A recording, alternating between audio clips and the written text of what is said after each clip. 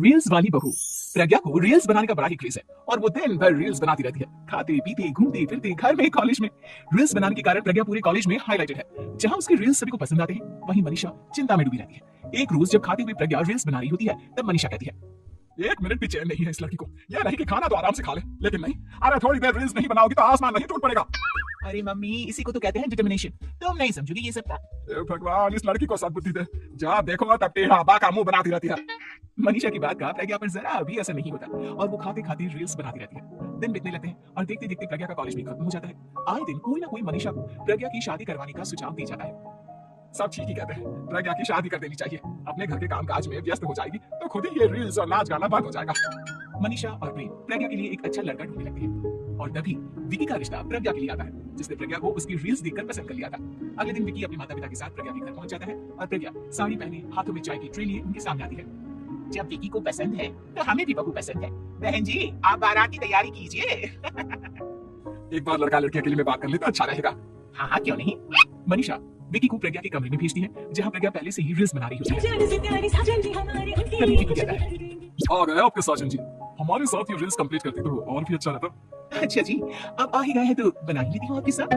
दोनों मिलकर रील्स बनाते हैं। जब बीन मीट और तुरंत पोस्ट भी कर देते हैं। फिर विकी कहता है, जब आप साड़ी में चाय लेकर आई तब मुझे लगा कि कहीं मैं गलत करने तो नहीं आ गया। आप सही है। दोनों की शादी पक्की हो जाती है और शादी के दिन भी प्रज्ञा रील्स बनाने से चुकती नहीं। यहाँ तक कि बारात के समय भी नाचते हुए रील्स बनाती है। सभी लोग प्रज्ञा की तारीफ की कोई बात देते हैं और प्रज्ञा नाचती गाती अपने ससुराल चली जाती है। सब कुछ अच्छा चल रहा होता है। प्रज्ञा यहाँ भी दिन भर हर चीज की रील्स बनाती रहती है। लेकिन कुछ दिनों के बाद जब सुनीता कहती है, बहू, ये रील्स के साथ साथ कुछ काम भी कर लिया करो। वैसे तुझे और क्या क्या बनाना आता है।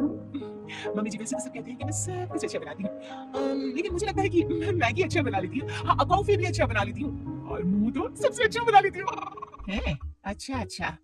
सुनीता अपना माथा पकड़ लेती है और कहती है, बहू, कुछ खाना बनाना भी सीख लेती हूँ। मम्मी जी, मैं लंबी प्लानिंग कर रही हूँ। जल्दी ही मैं इतनी फेमस हो जाऊंगी कि मुझे पैसे मिलने लगेंगे। हम दोनों सास बहू राज करेंगे, राज नौकर काम करेंगे और लोगों की तो लाइन लगेगी हमसे मिलने के लिए। तेरा दिमाग खराब हो गया है क्या बहू?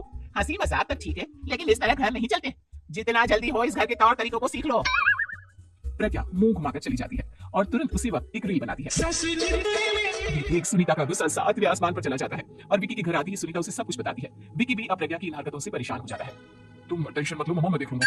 विकी कमरे में जाता है तो देखता है कि प्रज्ञा रील्स बना रही है। विकी बड़े ही प्यार से प्रज्ञा से कहता है, प्रज्ञा, इन सबके लिए मैं तुम्हें मना नहीं कर रहा हूँ, लेकिन फिर भी हर वक्त तो ये अच्छा नहीं लगता ना।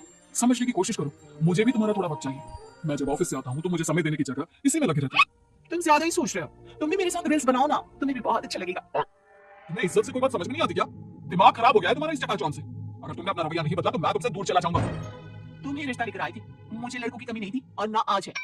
विकी दरवाजा पटककर चला जाता है। धीरे धीरे विकी प्रज्ञा से दूर होता जाता है। एक रोज मनीषा प्रज्ञा के ससुराल उससे मिलने जाती है।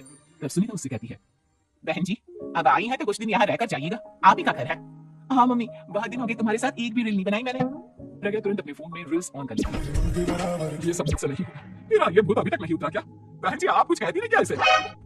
जब आप ही कुछ नहीं कर पाई तो मैं कर ही क्या सकती हूँ। सास तो वैसे ही बदनाम है। शाम को घर की लाइट चली जाती है और मनीषा प्रज्ञा से कहती है, मेरे घुटनों में बहुत दर्द हो रहा है, तो लाइट का कुछ इंतजाम करना बेटा। अच्छा, कैंडल जला देती हूँ मम्मा।